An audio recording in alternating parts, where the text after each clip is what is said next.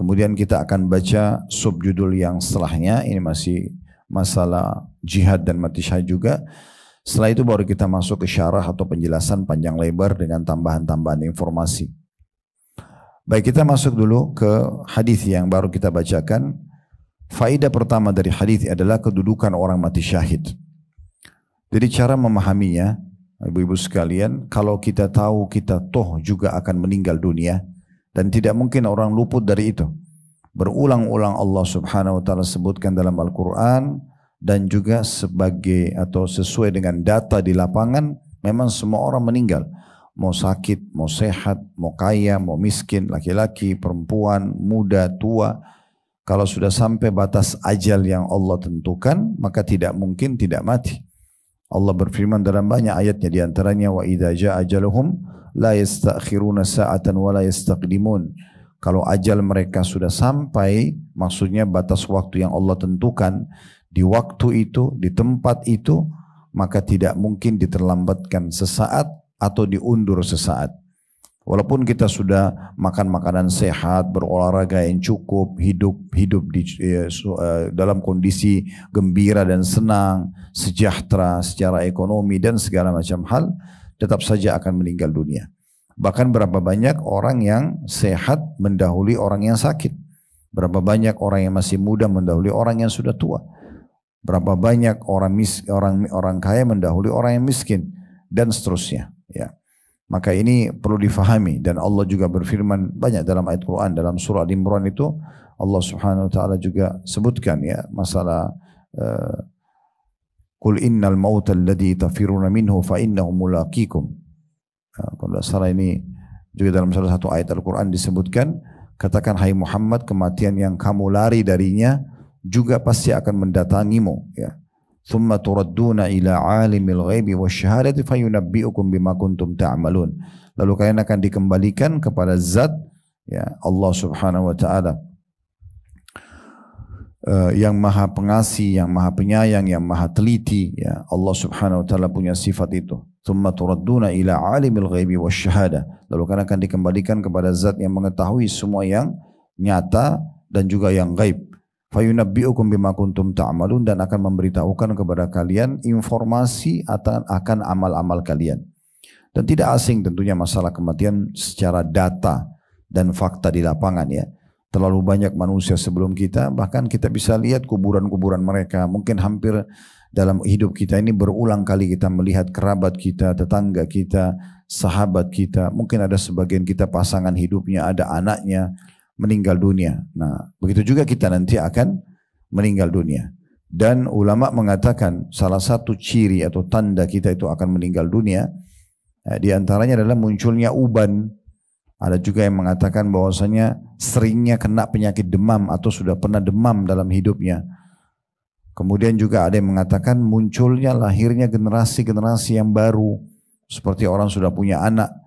Berarti sebagaimana dulu kita anak-anak dan orang tua kita membesarkan kita, kemudian mereka meninggal dunia, lalu kita menggantikan posisi mereka, maka anak-anak kita juga akan menggantikan. Dan sekian banyak tanda-tanda yang sebenarnya secara data dan fakta itu benar di lapangan. Oleh karena itu setiap muslim wajib baginya, bukan pilihan, untuk punya persiapan yang cukup. Ya, karena orang yang menuju, orang yang tahu akan mati, pasti dia akan tahu juga akan dibangkitkan dan akan dipertanggungjawabkan semua perbuatan-perbuatannya. Kalau dia beramal saleh, selama hidup selalu bakti kepada Allah, taat, mengerjakan perintah, sholat, puasa, zakat, haji, dan segala macam amal-amal, maka dia akan menerima. Wa may ya'mal mithqala dzarratin khairan yarah. Siapa yang berbuat seperti biji sawi dari kebaikan, pasti diperlihatkan dan diberi balasan. Dan kalau dia selama hidupnya zina, riba, bohong, menipu dan segala macam, maka wa may ya'mal mithqala dzarratin syarran yara. Siapa yang berbuat seperti biji sawi dari keburukan pasti diperlihatkan dan akan dihukum oleh Allah Subhanahu wa taala. Syukurnya kita sebagai seorang muslim sudah dapat bocorannya, maka jangan disia-siakan. Nah, Islam datang sebagai agama kita, ibu-ibu sekalian, adalah panduan hidup yang sempurna sekali. Karena semuanya ditata. Dari pakaian, makanan, minuman, pendapatan, pergaulan, semuanya diatur oleh Allah Subhanahu wa taala. Dan kita selalu disuruh menikmati yang halal dan thayyib. Halal dibolehkan dan thayyib berkualitas. Silahkan makan, minum, berpakaian, bergaul, cari pendapatan, beribadah dengan Allah, bermuamalah dengan manusia, semuanya yang terbaik. Semuanya yang terbaik. Kita boleh menikmati apapun, tetapi tentunya ya yang dihalalkan dan juga berkualitas, serta kita niatnya untuk memberikan hak ya jasad kita yang sudah Allah Subhanahu wa taala amanahkan kepada kita. Makan, minum, tidur dan seterusnya. Nah, mati pun diajar dengan cara mati yang terbaik. Ini yang kita sedang bahas, yaitu mati syahid. Kalau kita tahu faktanya dan datanya kita semua akan mati, maka mengapa tidak sekaligus kita pilih mati yang baik? Itulah mati syahid. Dan hadis ini memberikan berita gembira untuk laki-laki dan perempuan. Kalau seandainya hanya mati di medan perang saja, itulah mati syahid, maka mungkin akan kerepotan ibu-ibu ya, karena tidak semua ibu-ibu ikut berperang. Dalam kehidupan Nabi SAW itu maksimal yang ikut bersama Nabi 10-20 orang. Setiap peperangan Nabi, kadang-kadang mereka masak, kadang-kadang mereka ngobatin para mujahidin. Tapi tidak semua, mayoritasnya mereka justru ngurus anak, ngurus rumah. Ya, mereka dilindungi oleh para kaum laki-laki. Jadi untuk mendapatkan mati syahid tidak semudah kaum laki-laki, karena mereka bisa setiap saat pergi ke medan perang, gitu kan. Tetapi hadis ini memberikan gambaran dan berita gembira untuk laki-laki dan perempuan.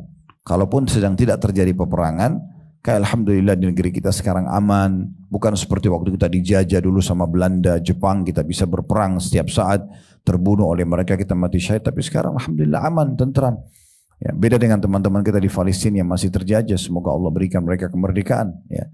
Tetapi di sini hadits ini memberikan berita gembira kepada kita. Siapa yang benar-benar berharap tulus dari hatinya mendapatkan mati syahid, pada saat mati memang dia ditutup dengan mati syahid, maka Allah akan memberikan dia kedudukan nanti di surga di hari kiamat, kedudukan para syuhada walaupun mati di atas ranjangnya. Berarti menandakan hadits ini mulia sekali, karena memuliakan buat kita. Bayangkan kalau mati syahid hanya boleh di medan perang, dibunuh oleh musuh, itu pun harus tulus, harus ikhlas.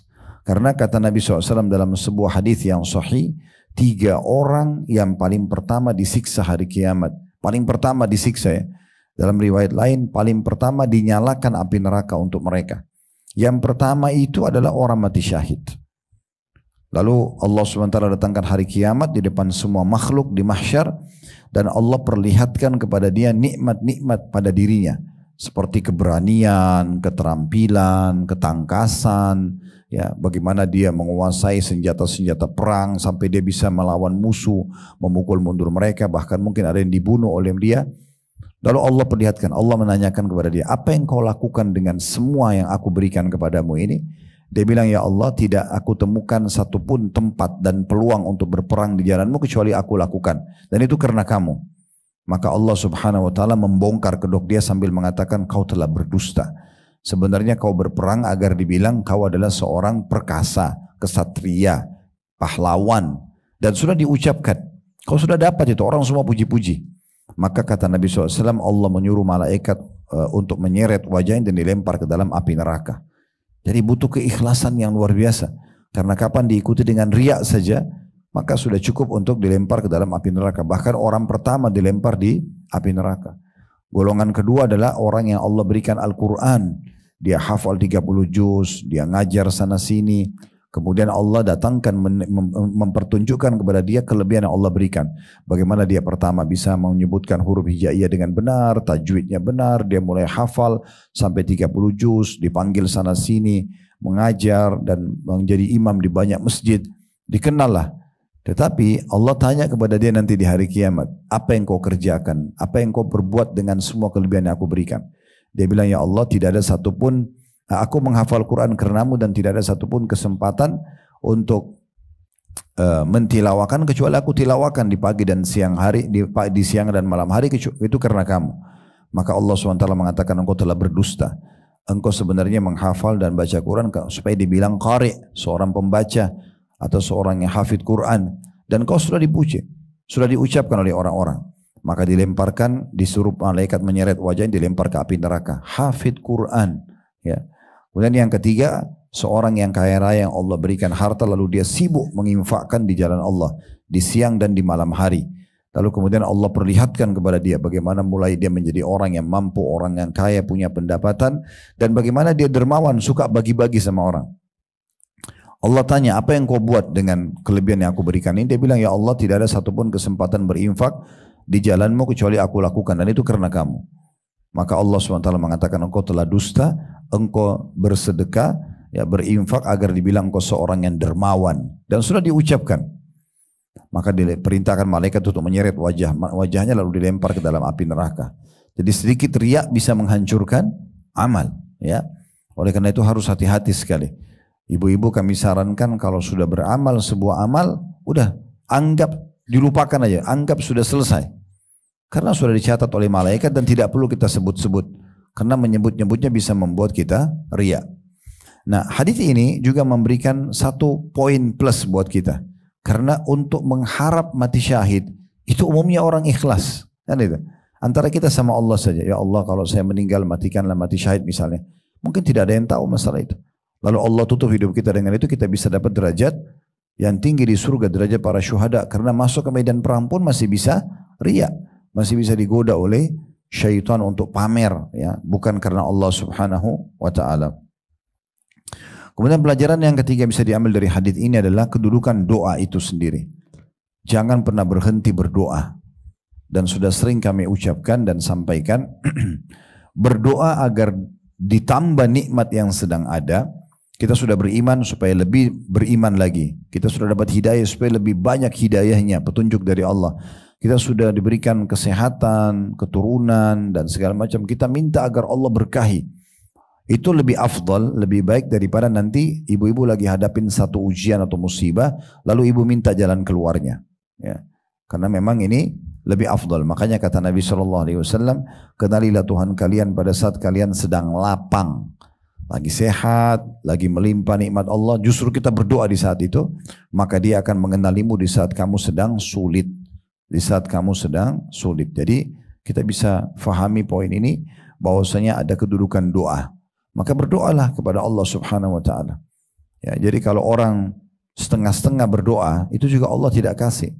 Contoh misalnya orang pengen haji, pengen umroh, dia cuma berdoa, ya Allah kalau ada kesempatan berikanlah, selesai. Mungkin sekali dia berdoa, nanti sebulan depan berdoa lagi. Ini tidak serius. Orang kalau pengen sekali, dia terus setiap hari berdoa. Seperti orang kalau lagi sakit minta kesembuhan, nggak mungkin dia minta sekali.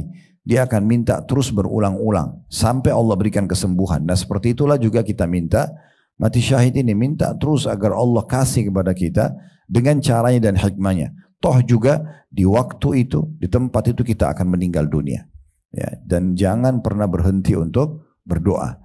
Berdoa ini dilakukan justru sebelum aktivitas. Makanya kita dianjurkan berdoa sebelum makan, sebelum minum, sebelum tidur, sebelum berpakaian, sebelum biologis yang halal, kemudian sebelum keluar rumah.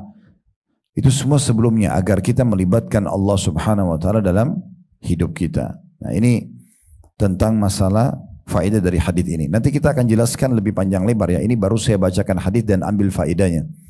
Kita akan jelaskan, nanti saya akan bacakan ada satu bab khusus tentang mati syahid yang ditulis oleh Al-Mundhiri rahimahullah dalam kitab Sahih atau Targhib Tarhib beliau.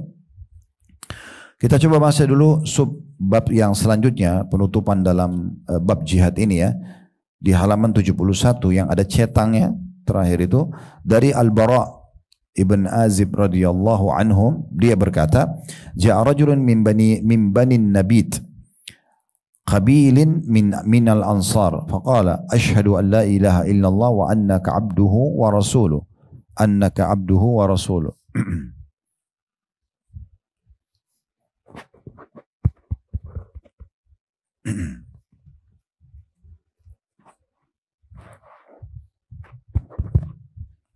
Saya ulangi hadisnya dari Al-Bara'.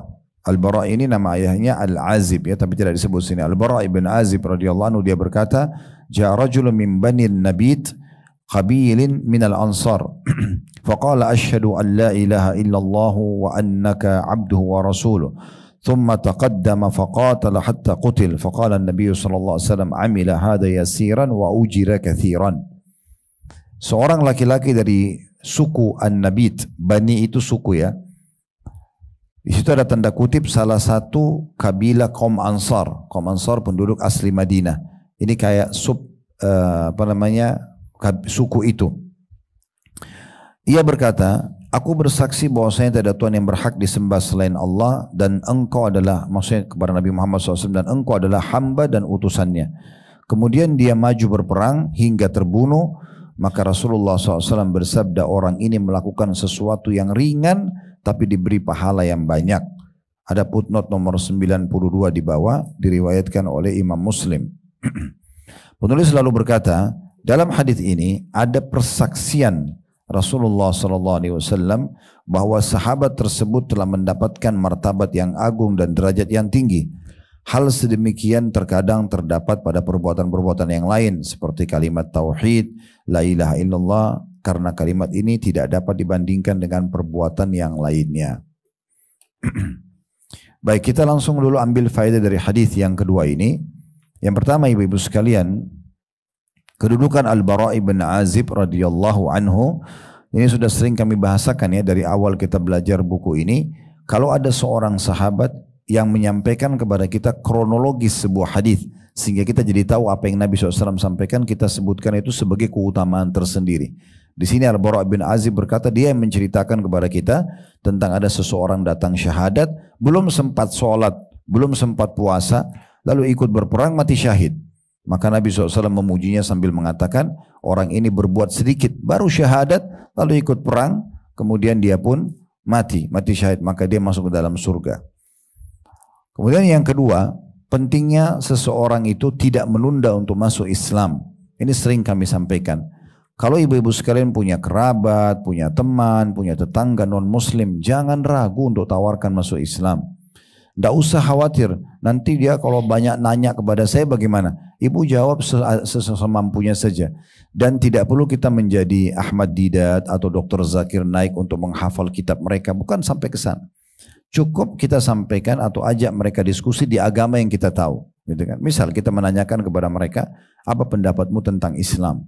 Dengarkan dulu, apapun yang dia sampaikan, kemudian kita berdiskusi mengatakan, misal kalau dia mengatakan, oh setahu saya sih Islam itu agama bagus, gini segala macam, teman-teman saya atau kerabat saya juga ada yang muslim tapi mereka sangat baik sekali. Itu kan kesempatan kita tinggal mengatakan, lalu kenapa tidak masuk Islam?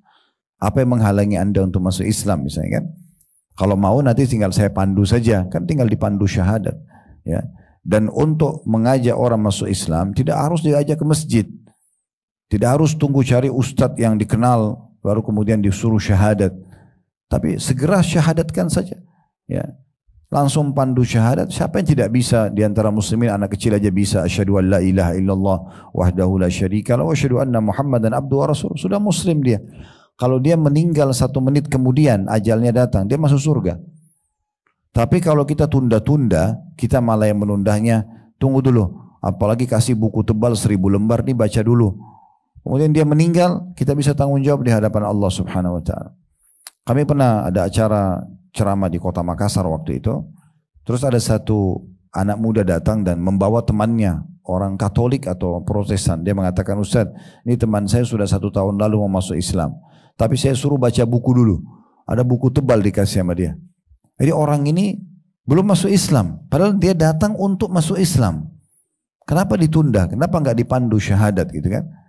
Terus saya bahasakan, saya langsung pandu syahadat dulu orang itu. Setelah itu orang itu pamit keluar, saya panggil orang itu. Saya bilang, kenapa ditunda syahadatnya? Tidak harus syahadat di tangan saya, bisa syahadat di tangan Anda, tangan siapa saja, gitu kan? Ajak dia masuk Islam.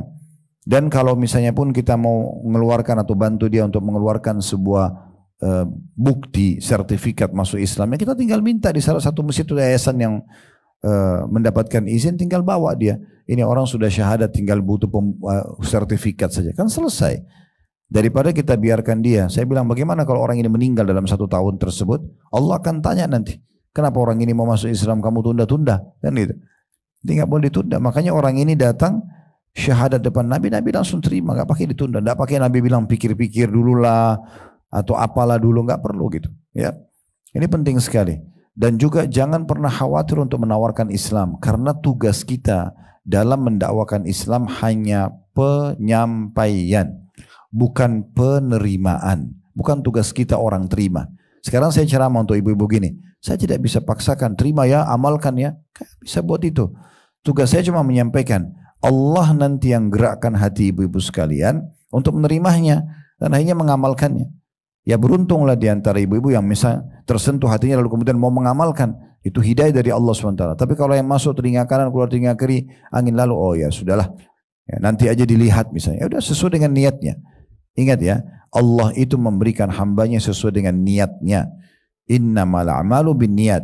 Semua sesuai dengan niat. Ini salah satu makna hadisnya adalah siapa yang ingin jadi orang baik, Allah pandu dia. Siapa yang ingin jadi orang buruk, Allah izinkan dia. Misalnya ada orang bilang, saya mau berzina, naudzubillah. Nanti dia termudahkan sendiri tuh. Bukan Allah mau dia buat itu. Karena Allah sudah sampaikan itu perbuatan dosa, hukumannya berat loh ya. Tapi karena dia maunya itu, ya sudah. Faman syaa falyu'min, siapa yang mau beriman kata Allah silakan. Wa man syaa falyakfur, siapa yang mau kafir silakan. Tapi nanti hari kiamat semua ada pertanggungjawaban. Orang-orang yang beriman akan dapat seperti yang dijanjikan, orang-orang kafir akan dapat apa yang telah diancamkan, ya. Jadi hati-hati sekali dengan niat-niat kita ya. Selalu niat baik, selalu optimis ya kalau kita bisa mengerjakan. Nah di antaranya dakwah dalam menyampaikan kepada orang, tugas kita menyampaikan. Ada teman kita belum berhijab. Kenapa belum berhijab? Apa masalahnya? Oh begini dan begitu apa? Apa yang kita mampu yang Allah mudahin kita jawab saja. Tapi kan begini, tapi kan begitu. Misalnya oh, hijab itu panas, hijab itu begini dan begitu. Semua orang muslimah pakai. Masa semuanya orang tidak ngeluh panas cuman kamu saja? Kan misalnya contoh. Kita sambil diskusi ringan. Selebihnya udah selesai. Tugas kita cuma menyampaikan. Masalah penerimaan itu hidayah di tangan Allah Subhanahu wa taala. Yang penting kita sudah menyampaikan. Dan siapa yang telah menyampaikan kebaikan, dia sudah dapat pahalanya. Dan siapa yang telah melarang dari kemungkaran, dia juga sudah lepas tanggung jawab di hari kiamat. Ada teman kita nggak sholat bu, ibu bilang, kenapa nggak sholat? Sholat itu wajib loh gini-gini. Udah, sekali aja kita sudah lepas tanggung jawab hari kiamat.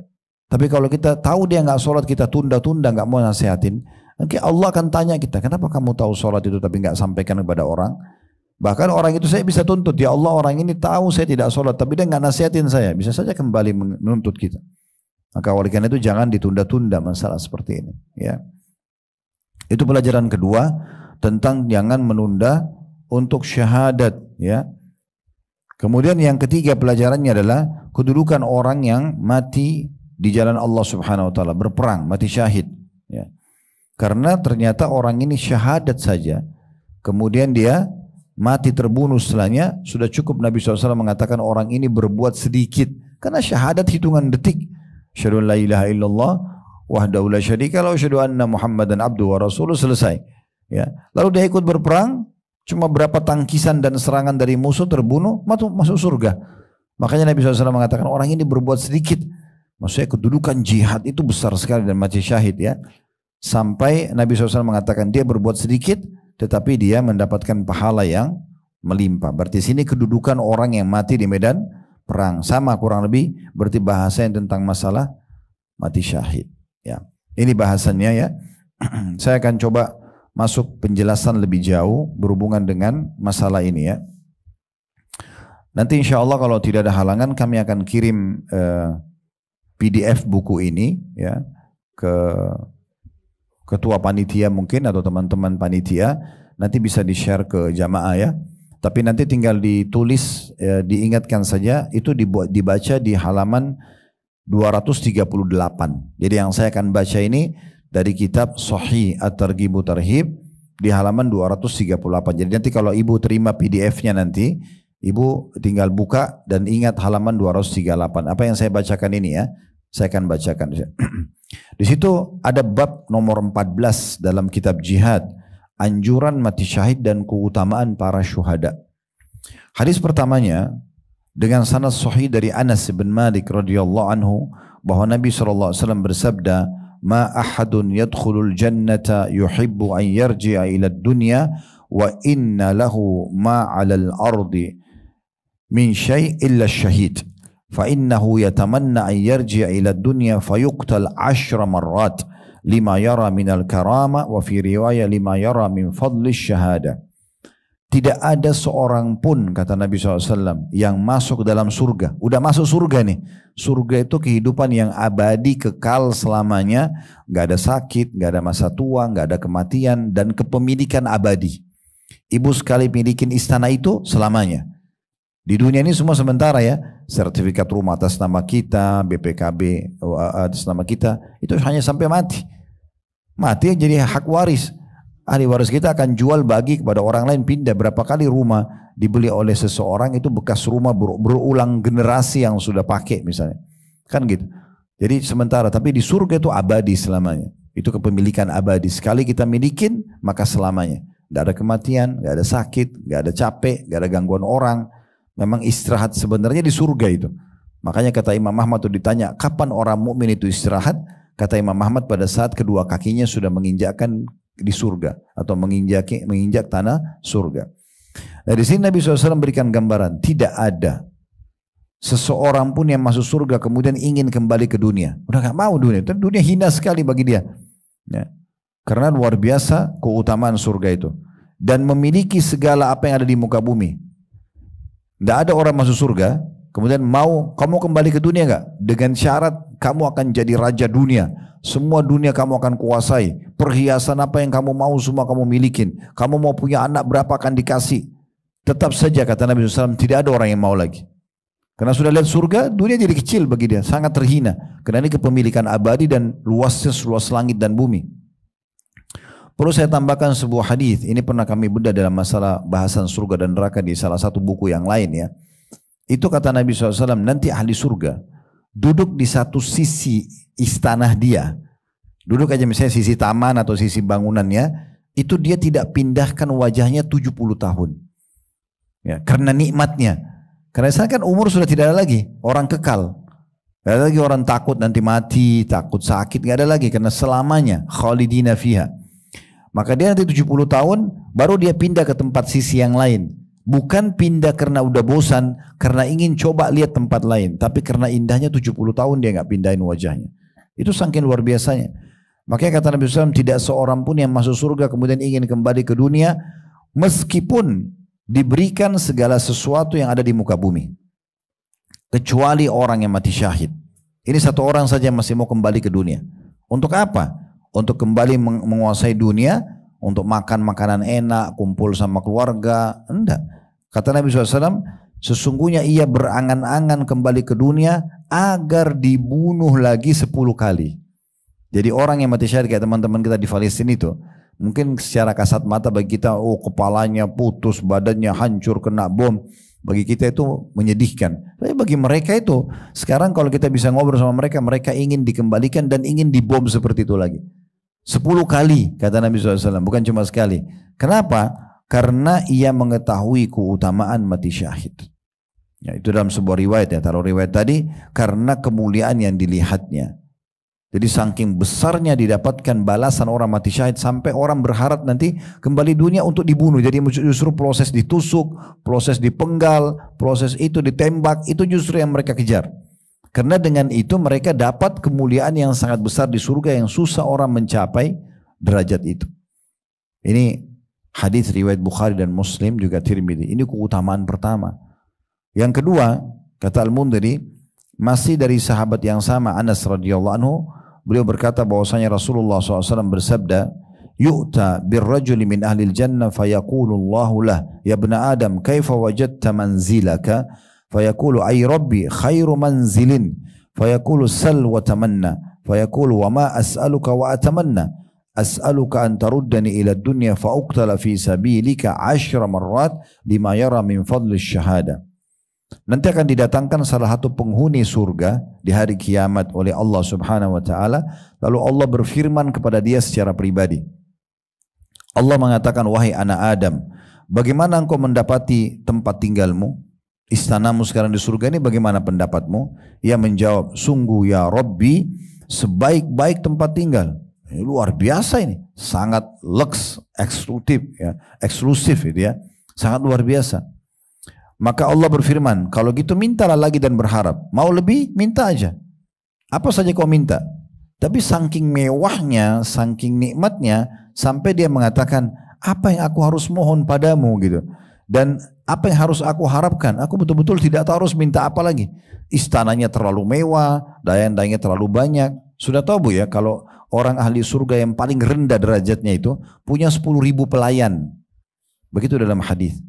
Kita bayangkan kalau rumah kita punya 10 pembantu aja, itu udah luar biasa gitu ya. Mungkin ratu-ratu di istana pun paling banyak 100 kali pelayannya. Itu pun sudah tidak tahu harus kerja apa lagi kalau untuk melayani dia sendiri. Tapi kata Nabi SAW, sungguh ahli surga itu dalam hadis yang sahih, ya, yang paling rendah di antara mereka memiliki 10.000 pelayan. 10.000. Kata Nabi SAW dalam lanjutan hadis, setiap pelayan memegang 2 nampan di kanan dan kirinya. Kemudian menghidangkan makan buat dia, dan ahli surga itu makan dari nampan awal sampai akhir tanpa dia merasa kenyang. Karena orang makan nanti di surga itu bukan karena lapar, berhenti bukan karena kenyang. Kalau kita kan di dunia makan karena lapar, ya karena pengen, atau kita berhenti karena kenyang. Kalau udah kenyang, seenak apapun makanan kita pasti nggak bisa makan lagi ya.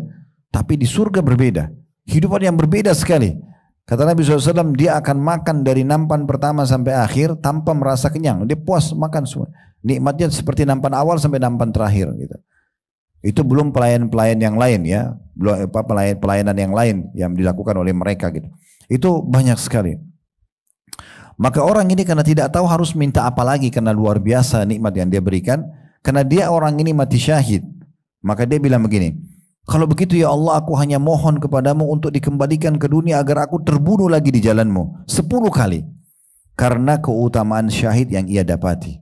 Hadis ini diriwayatkan oleh An-Nasai dan Hakim dan sahih berdasarkan syarat Bukhari atau syarat Imam Muslim.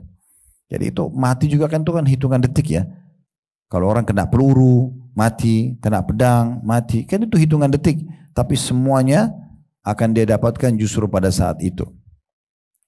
Hadis yang ketiga dengan sanad sahih dari Abu Hurairah radhiyallahu anhu bahwa Rasulullah sallallahu alaihi wasallam bersabda, "Walladzi nafsu Muhammadin biyadi lawadittu an agzu fi sabilillah fa uqtal thumma agzu fa uqtal thumma agzu fa uqtal."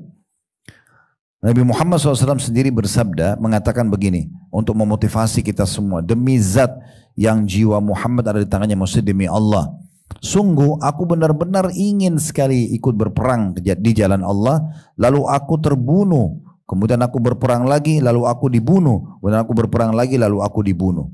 Maksudnya Nabi berharap untuk mengejar keutamaan mati syahid, karena orang begitu mati syahid mendapatkan semua dosanya dimaafkan, dapat derajat paling tinggi di surga.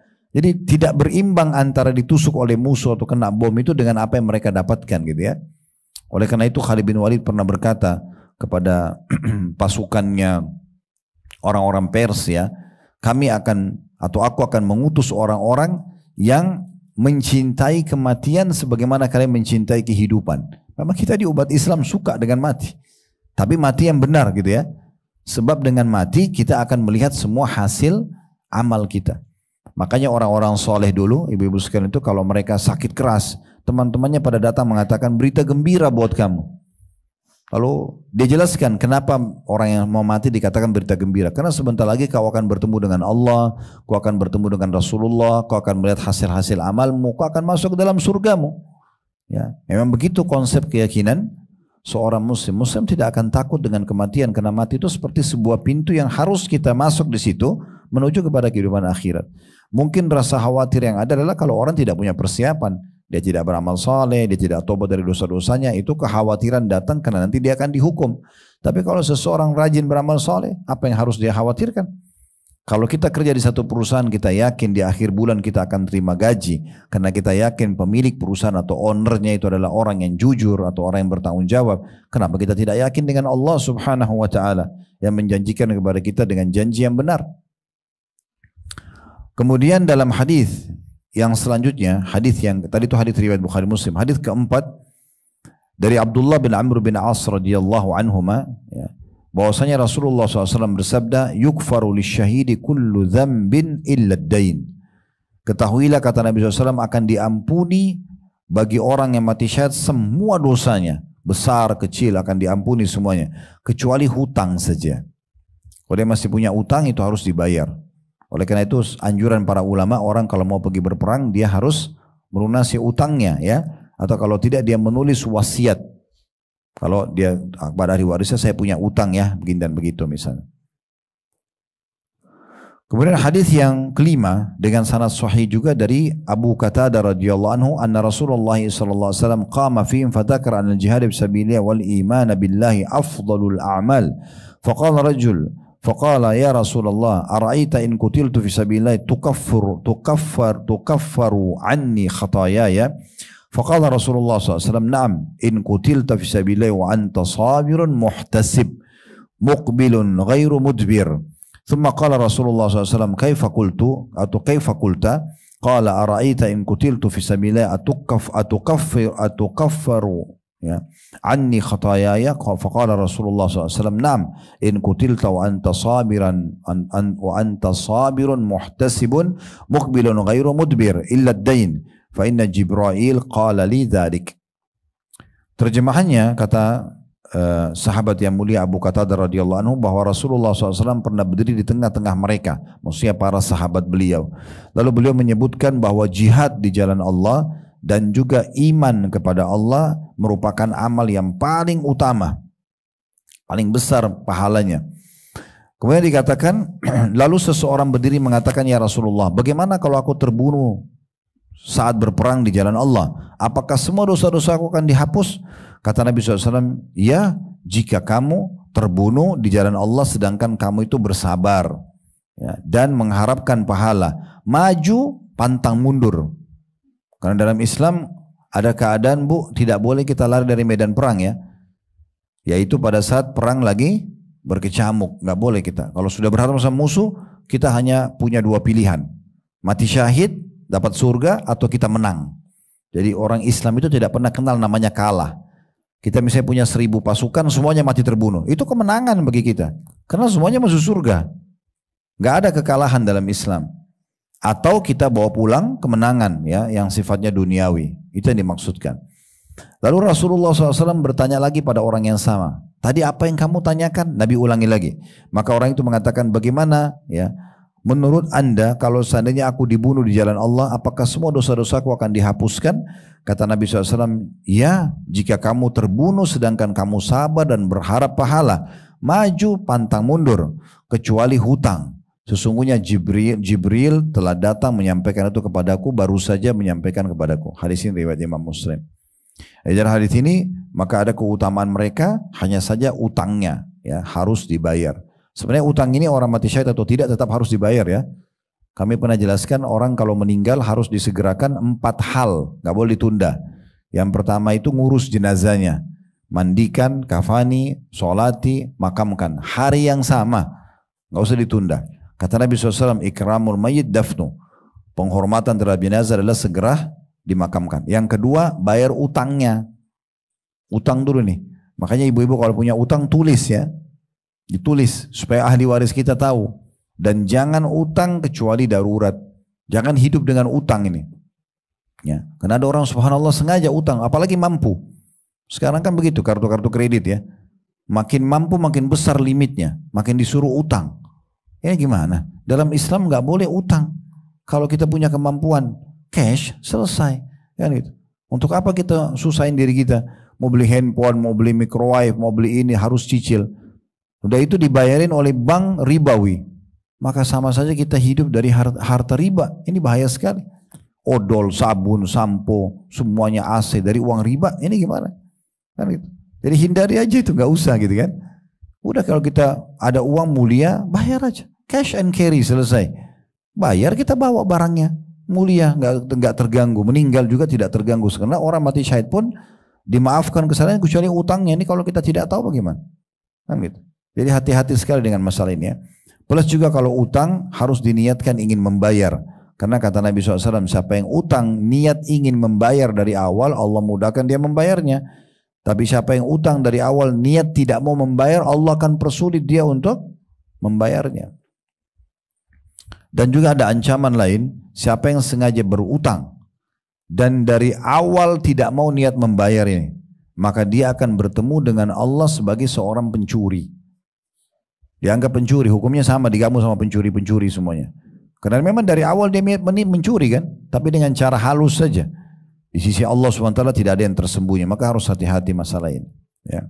Kemudian yang ketiga, wasiatnya dijalankan, mayit itu, saya sudah pernah jelaskan, boleh mewasiatkan sepertiga harta kita.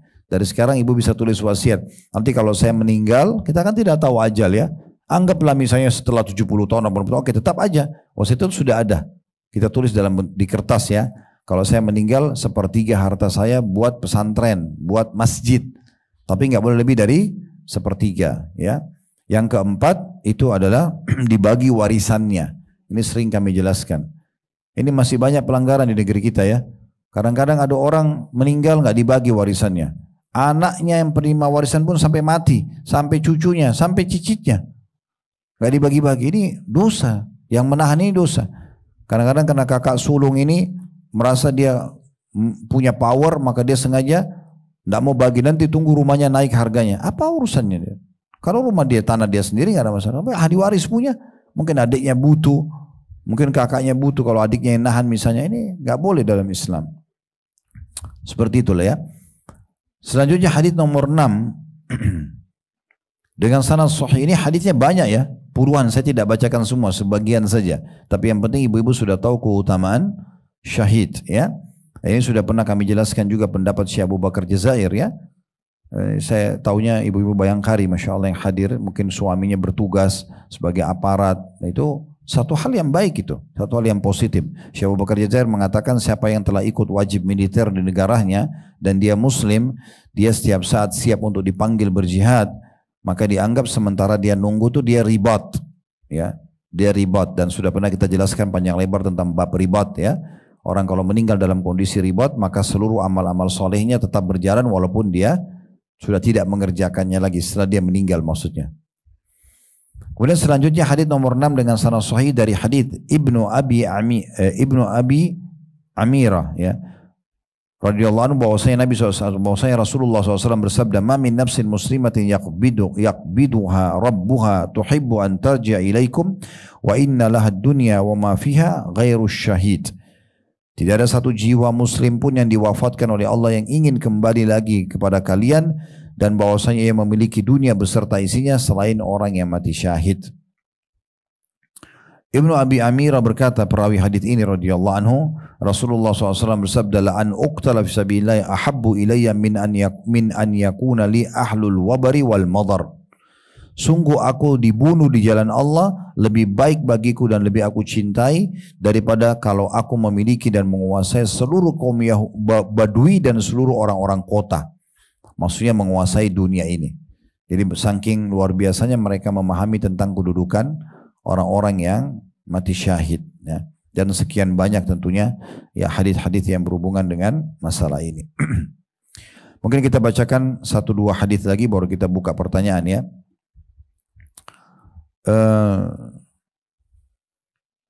Mungkin saya pilih hadisnya, saya pindahkan. Coba saya baca hadis nomor 9 dengan sanad sahih dari Jabir bin Abdullah radhiyallahu anhu. Dia berkata, "Ji'a bi abi ila Nabi SAW wa qad muthila bihi fa wudi'a bayna yadayhi fa dhahabtu akshifu an wajhi fa nahani qaumi fa sami'a sawta sarikhatin fa qila ibnatu amrin aw ukhtu amrin fa qala lima tabki aw fala tabki ma zalatil malaikatu tudhilluhu bi ajnihatiha."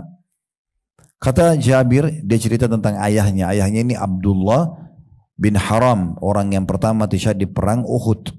Dan orang ini luar biasa. Nabi SAW memberikan kesaksian, satu-satunya orang yang mati syahid yang Allah ajak bicara secara langsung tanpa hijab hanya orang ini saja.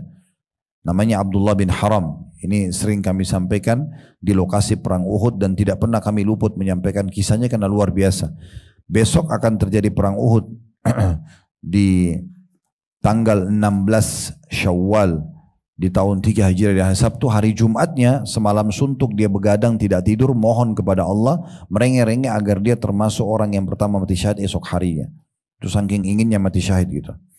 Maka waktu dia terbunuh mati syahid di perang Uhud dan betul Allah kasih dia, Jabir anaknya mengatakan, "Ayahku dibawa kepada Nabi SAW sedangkan ia telah dibunuh dengan dicabit-cabit. Jadi luka banyak sekali di badannya. Lalu diletakkan di hadapan Nabi SAW. Maka aku pun membuka wajahnya, namun kaumku melarangku. Mendadak Nabi SAW mendengar teriakan seorang perempuan. Maka dikatakan dia adalah putrinya Amr atau saudara perempuannya Amr. Maka Nabi SAW mengatakan, maksudnya masih keluarganya Abdullah ya. Kenapa kau menangis? Nabi tanya perempuan itu. Atau janganlah kamu menangis. Karena sesungguhnya para malaikat terus saja menerus menaunginya dengan sayap-sayapnya. Maksudnya orang mati syahid ini terus dilindungi oleh Allah SWT. Dia mulia ini. Karena dia mati syahid. Jadi tidak ada sesuatu yang perlu dikhawatirkan ya dari dia. Hadis terakhir mungkin yang saya bacakan pada kesempatan ini. Karena kalau kita mau baca semua ini ada puluhan hadis ya. Nanti bisa dibaca. Tadi saya sudah sebutkan di halaman 238 di bab nomor 4 ya. Dari kitab Sahih Targhib Tarhib. Hadis nomor 11 dengan sanad sahih di ghairi menjadi sahih karena dikuatkan dengan riwayat-riwayat dan dari Ibnu Abbas radhiyallahu anhu dia berkata bahwasanya Rasulullah SAW bersabda ra'aitu Ja'far bin Abi Talib malakan yatiru min fil jannati dha janahaini yatiru bihima haitsu sya mudarrajatun qawadimuhu bid-dima. Aku melihat Ja'far bin Abi Talib sebagai malaikat yang terbang di surga, memiliki dua sayap, ia terbang dengan keduanya kemana saja ia suka, bulu-bulu sayapnya yang besar berlumuran darah, diriwayatkan oleh Tabarani dengan dua sanad yang jayyid. Maksudnya apa? Saya cerita dulu sedikit. Ja'far bin Abi Talib ini kakaknya Ali bin Abi Talib ya, sepupu Nabi. Nabi SAW pernah utus pasukan ibu sekalian itu menuju ke wilayah Jordania sekarang. Namanya wilayah Mu'tah. Biasanya dulu kalau sebelum ada peperangan kayak sekarang di Palestina, kami di Uhud Tur ngajak jemaah untuk masuk ke Aqsa. Biasanya salah satu programnya di Jordan kami datangi lokasi perang Mu'tah karena di situ ada kuburan para syuhada. Nabi SAW mengutus 3.000 orang waktu itu dari kalangan muslimin untuk melawan ya 250.000 pasukan. 150.000 pasukan Romawi, 100.000 dari suku Arab yang memang belum masuk Islam dan ingin atau membenci kaum muslimin. 3.000 orang ini Nabi SAW pilih buat mereka 3 pemimpin. Nabi angkat pertama Zaid bin Haritha. Ini anak angkatnya Nabi. Lalu Nabi SAW bilang, nanti yang pimpin kalian Zaid bin Haritha. Kalau Zaid bin Haritha terbunuh, nah perkataan Nabi terbunuh ini berarti menandakan memang dia akan terbunuh mati syahid. Nanti akan digantikan oleh Ja'far bin Abi Talib. Nah ini tokoh kita yang sedang kita mau bahas nanti. Kalau Ja'far terbunuh, maka digantikan oleh Abdullah bin Rawaha. Nah 3 ini panglima perang. 3-3-nya semua mati syahid. Ya. Nah khusus Ja'far ini, waktu Zaid bin Haritha terbunuh, dia melihat itu. Dan Zaid bin Haritha pegang bendera. Di masa itu Bu, kalau masih bendera masih berdiri, itu berarti masih kuat pasukan walaupun cuma 1 prajuritnya. Tapi kalau bendera sudah jatuh, tidak ada yang angkat lagi, maka dianggap dia kalah atau mereka kalah walaupun pasukannya masih banyak. Maka Ja'far langsung mengambil bendera tersebut kemudian masuk menyerang musuh. Dan Nabi SAW waktu perang Mu'tah terjadi sedang menggambarkan tentang peperangan tersebut. Sekarang terjadi penyerangan, sekarang terjadi begini, sekarang si fulan terbunuh. Nabi kayak gambarkan kepada sahabat live pada saat itu. Allah perlihatkan Nabi SAW. Maka Ja'far bin Abi Talib Nabi SAW gambarkan, dia pun maju menuju ke musuh. Dan saking banyaknya korban, kuda yang terbunuh, manusia yang terbunuh, darah berserakan sana sini. Maka Ja'far ini dia turun dari kudanya karena kudanya nggak bisa jalan. Maka dia pun menebas kudanya sendiri karena kudanya nggak bisa buat apa-apa. Ya, maka kata Nabi SAW dia termasuk orang yang pertama membunuh kudanya sendiri di jalan Allah, bukan karena mau menyiksanya, tapi dia ingin kuda itu ya sudah ya, dia terhitung sebenarnya seperti orang yang kalau manusia itu kayak mulia, karena walaupun hewan tidak dihisab sama Allah tapi dia mati mulia di medan perang. Kemudian dia maju menerobos musuh di tengah banyaknya jenazah, banyaknya darah segala macam. Terus saja dia berperang sampai ada musuh yang memotong tangannya. Jadi terpotong tangannya Ja'far. Waktu terpotong tangan kanannya, bendera dipegang sama tangan kirinya. Ada yang potong lagi tangan kirinya, maka dia pegang bendera itu dengan sisa tangannya, tapi keluar darah gitu ya. Lalu kemudian dia ditusuk oleh musuh, terbunuhlah mati syahid. Kemudian kata Nabi SAW, baru bendera diambil oleh Abdullah bin Rawaha. Tapi Abdullah bin Rawaha ini ada kisah sendiri, kita tidak ceritakan sekarang. Ja'far ini, karena tangannya dua-dua terputus, maka Nabi SAW menggambarkan hadis yang tadi. Aku diperlihatkan sekarang ini, Ja'far sedang terbang di surga, dan Allah menggantikan kedua tangannya dengan dua sayap. Dia mirip seperti malaikat. Tapi untuk membuktikan dia mati syahid, sayap itu masih ada darahnya. Tapi darah itu tidak mecer kemana-mana ya. Karena dalam hadis yang lain, nanti orang yang mati syahid dari luka dia itu akan keluar darah, tapi warnanya warna darah, cuman baunya bau kasturi ya. Jadi tidak lagi seperti bau amis kalau kita sekarang ya, seperti itulah. Nah ini gambaran tentang Ja'far bin Abi Thalib radhiyallahu anhu. Dan sekian banyak kalau kita mau bahas tentang keutamaan orang yang mati syahid. Mungkin untuk membedah hadis-hadisnya saja ini butuh berjam-jam ya. Tapi ini cukup mewakili insyaAllah, dan saya katakan tadi nanti ibu bisa baca lebih lanjut di buku yang atau PDF yang kami kirimkan insyaAllah. Subhanakallahumma bihamdika asyhadu an la ilaha illa anta astaghfiruka wa atubu ilaik. Wassalamualaikum warahmatullahi wabarakatuh.